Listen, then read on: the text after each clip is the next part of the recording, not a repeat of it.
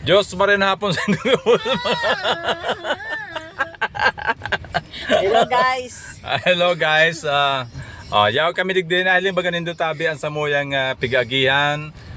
Inyang literal na rough road. Pasirin kami sa Hinulid tama nagbibisita iglesia kami. Ang kaso dahil duman pinalaog na ta sarado na. Pero baga so Arco ni Noe sarado na. Nakalibot kami, sabi kang pulis mag-agi na kami duman sa poblasyon.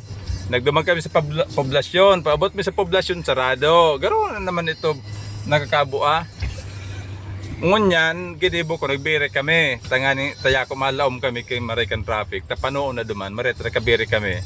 Nakaatras ako. Ngunyan, ipig-direct naman kami pasiring digde, ngaya mag-uli na ngaya kami pasiring kamo sa Naga. May signage man duman na binulpensa na.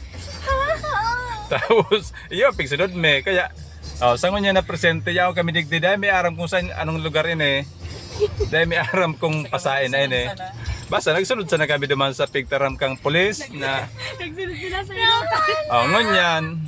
O yan, nagsusunod kami dyan sa... Huwag kaming nasundan. May nagkakasurundan kaming mga automan, forceman malibong ang payo.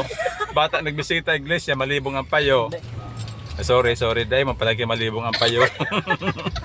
Dahil magkimalibong. Dahil magkimalibong ang payo. May mga paraato tunugarin digdi.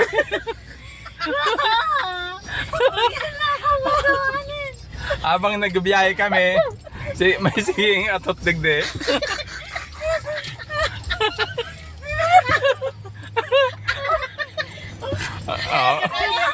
Rough road talaga siya, Alawig ang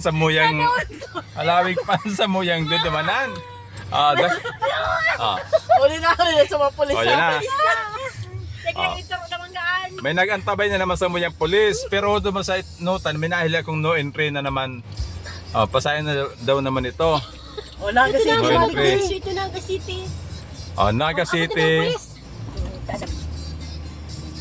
For heavy vehicles ito. This way to Naga Ay, City. dahil heavy vehicles. No entry for heavy. Di bang kita gayod? Wala naman pulis kung pwede ito dyan. Papunta na? Yung bagan.